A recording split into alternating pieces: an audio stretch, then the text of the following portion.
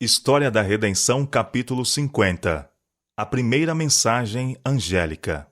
A profecia da primeira mensagem angélica, apresentada em Apocalipse 14, teve o seu cumprimento no movimento do Advento de 1840 a 1844. Tanto na Europa como na América, homens de fé e oração ficaram profundamente comovidos ao ser sua atenção chamada para as profecias, e examinando o registro inspirado, viram convincentes evidências de que o fim de todas as coisas estava às portas. O Espírito de Deus instou com seus servos para darem a advertência. Por todas as partes, disseminou-se a mensagem do Evangelho eterno. Temei a Deus e dá-lhe glória, pois é chegada a hora do seu juízo. Apocalipse capítulo 14, verso 7. Por onde quer que penetrassem os missionários, eram levadas as alegres novas do iminente regresso de Cristo. Em diferentes regiões, foram encontrados isolados grupos de cristãos que, apenas pelo estudo das Escrituras, tinham chegado a crer que o advento do Salvador estava próximo. Em algumas partes na Europa, em que as leis eram tão opressivas a ponto de proibir a pregação da doutrina do advento, criancinhas foram impelidas a pregar, e muitos ouviram a solene advertência. A Guilherme Miller e seus cooperadores coube a pregação dessa mensagem na América, e a luz acesa por seus labores brilhou até terras distantes. Deus enviou seu anjo para tocar o coração de um fazendeiro que não cria na Bíblia, a fim de guiá-lo a investigar as profecias. Anjos de Deus constantemente visitavam a este homem escolhido, para dirigir sua mente e abrir-lhe o entendimento para as profecias, até então obscuras para o povo de Deus. Foi-lhe concedido o princípio da corrente da verdade, e ele foi levado a examinar elo após elo, até que vislumbrou a palavra de Deus com espanto e admiração. Viu nela a perfeita cadeia da verdade. Essa palavra, que havia considerado não inspirada, agora abria-se diante de seus olhos em sua gloriosa beleza. Viu que uma parte das Escrituras explicava a outra, e quando uma passagem era de difícil entendimento, encontrava em outra porção da palavra uma que a explanava. Considerou a sagrada palavra de Deus com alegria e o mais profundo respeito e reverência. À medida em que seguia examinando as profecias, viu que os habitantes da terra estavam vivendo nas derradeiras cenas da história do mundo, todavia ignorantes do fato. Olhou para as igrejas e viu que elas estavam corrompidas. Haviam retirado de Jesus suas afeições, colocando-as no mundo. Estavam em busca de honras mundanas, em lugar daquelas honras que vêm de cima. Lutavam por riquezas terrenas, em lugar de depositar o seu tesouro no céu. Podia haver hipocrisia, trevas e morte em todos os lugares. Seu espírito se agitou. Deus o chamou para abandonar sua fazenda, assim como chamou a Eliseu para deixar os bois e o campo de trabalho a fim de seguir a Elias. Com temor, Guilherme Miller começou a desdobrar perante o povo os mistérios do reino de Deus, conduzindo os ouvintes através das profecias para o segundo advento de Cristo. O testemunho das Escrituras, apontando a vinda de Cristo para 1843, despertou amplo interesse. Muitos se convenceram de que os argumentos do período profético estavam corretos, e sacrificando o seu orgulho de opinião, alegremente recebiam a verdade. Alguns pastores deixaram de lado suas ideias e sentimentos sectários, deixaram seus salários e igrejas e uniram-se na proclamação da vinda de Jesus. Poucos pastores, porém, aceitaram esta mensagem. Portanto, ela era grandemente entregue a humildes leigos. Agricultores deixavam seus campos, mecânicos as ferramentas, comerciantes as mercadorias, profissionais suas posições, e mesmo assim o número de obreiros era reduzido em comparação com a obra que devia ser realizada. A condição de uma igreja ímpia e um mundo jazendo na maldade pesavam na alma dos verdadeiros atalaias, e eles voluntariamente suportaram trabalhos, privação e sofrimentos, a fim de poderem chamar os homens ao arrependimento para a salvação. Embora com a oposição de Satanás, o trabalho ia avante com rapidez, e a verdade do advento era aceita por milhares de pessoas. Grande reavivamento religioso. Por toda parte se ouvia o penetrante testemunho, advertindo os pecadores, tanto mundanos como membros da igreja, a fugirem da ira vindoura. Quais João Batista, o precursor de Cristo, os pregadores punham um machado à raiz da árvore, e com todos insistiam que produzissem frutos dignos de arrependimento. Seus fervorosos apelos achavam-se em evidente contraste com as afirmações de paz e segurança que se ouviam dos púlpitos populares, e onde quer que a mensagem fosse apresentada, comovia o povo. O simples e direto testemunho das Escrituras, levada ao íntimo pelo poder do Espírito Santo, comunicava-lhes um peso de convicção a que poucos eram capazes de resistir inteiramente. Os que professavam a religião eram despertados de sua falsa segurança. Viam sua apostasia, mundanidade e incredulidade, seu orgulho e egoísmo. Muitos buscavam o Senhor com arrependimento e humilhação. As afeições, tão longamente dedicadas às coisas terrenas, estavam agora fixadas no céu. O Espírito de Deus repousava sobre eles, e com coração abrandado e subjugado, uniam-se para fazer soar o clamor: temei a Deus e dá-lhe glória, pois é chegada a hora do seu juízo. Apocalipse capítulo 14, verso 7. Pecadores em lágrimas perguntavam: que devo fazer para me salvar?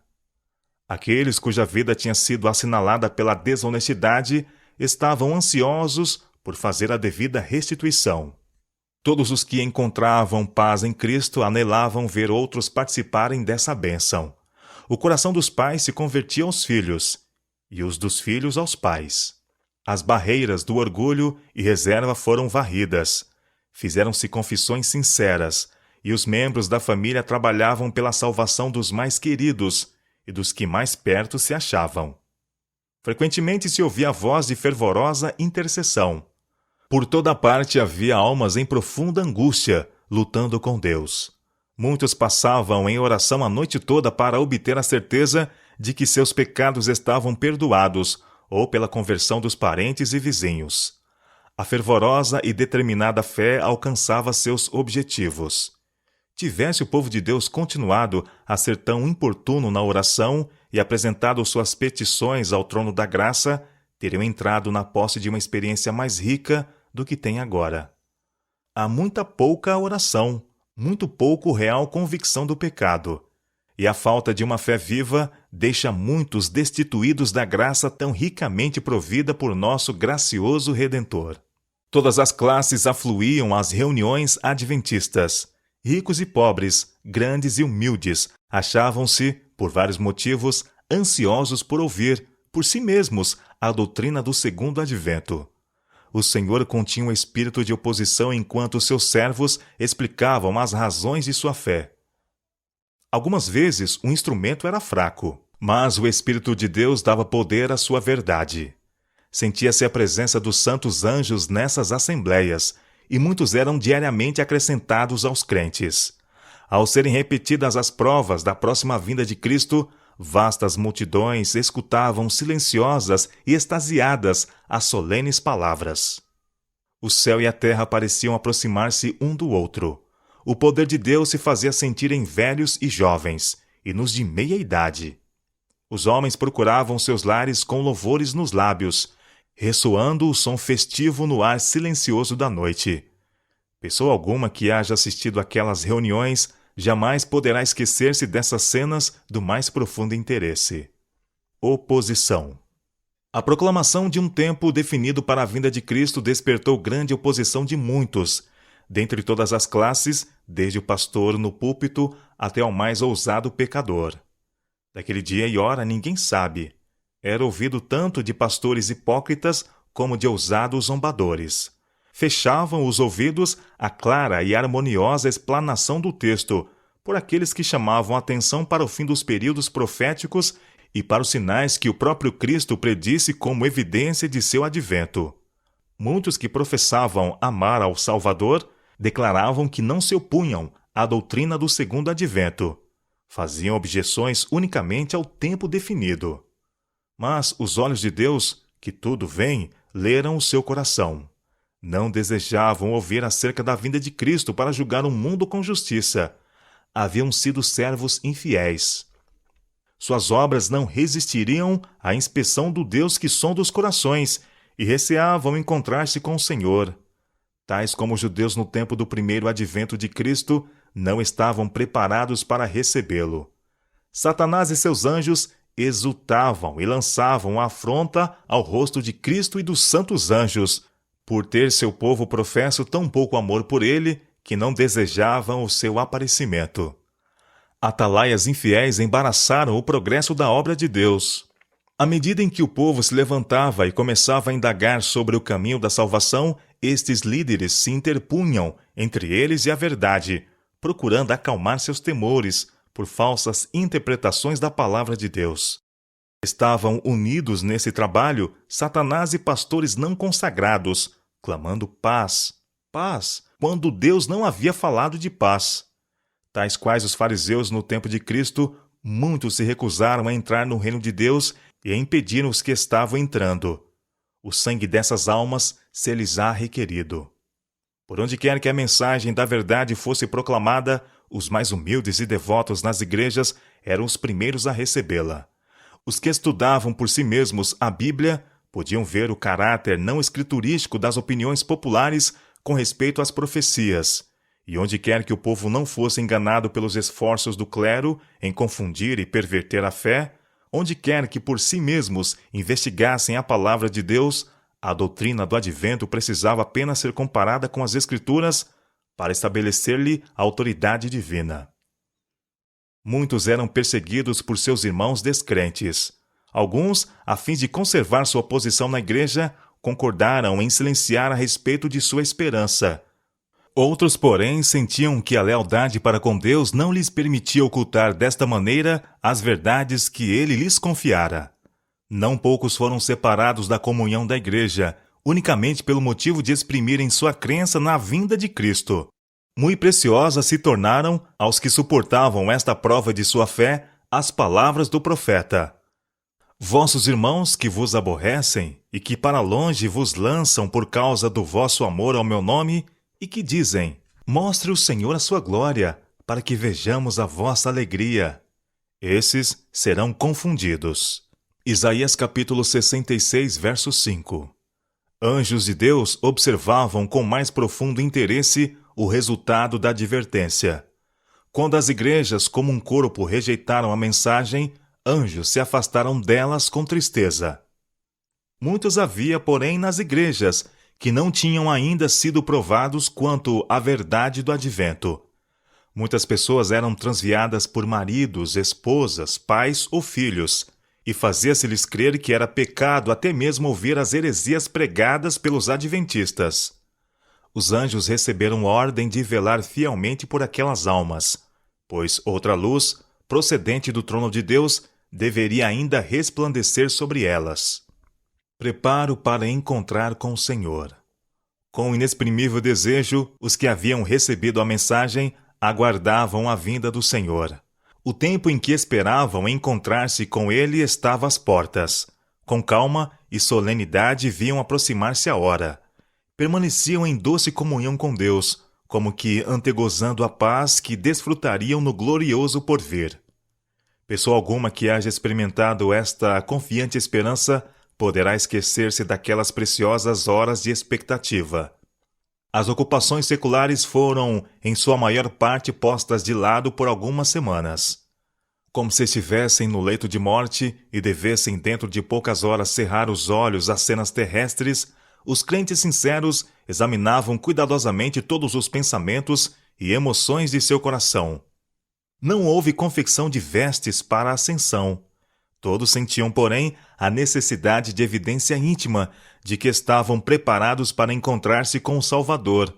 Suas vestes brancas eram a pureza da alma, o caráter purificado do pecado pelo sangue expiatório de Cristo. Deus intentara provar seu povo. Sua mão ocultou um erro no cômputo dos períodos proféticos. Os adventistas não descobriram esse erro. Tampouco foi descoberto pelos mais instruídos de seus oponentes. Estes últimos diziam: Vossa contagem dos períodos proféticos é correta. Qualquer grande acontecimento está prestes a ocorrer, mas não é o que o Sr. Miller prediz. É a conversão do mundo, e não o segundo advento de Cristo. Passou-se o tempo de expectação, e Cristo não apareceu para o libertamento de seu povo. Os que com fé e amor sinceros haviam esperado o Salvador experimentaram amargo desapontamento. Todavia, os propósitos de Deus se cumpriram. Provara ele o coração dos que professavam estar à espera de seu aparecimento. Muitos havia entre eles que não tinham sido constrangidos por motivos mais elevados do que o medo. A profissão de fé não lhes transformara o coração, nem a vida. Não se realizando o acontecimento esperado, declararam essas pessoas que não se achavam decepcionadas. Nunca tinham crido que Cristo viria. Contentavam-se entre os primeiros a ridicularizar a tristeza dos verdadeiros crentes. Mas Jesus e toda a hoste celestial olhavam com amor e simpatia para os provados e fiéis, embora decepcionados. Pudesse descerrar-se o véu que separava o mundo visível do invisível e ter-se-iam visto anjos aproximando-se daquelas almas constantes, escudando-as dos dardos de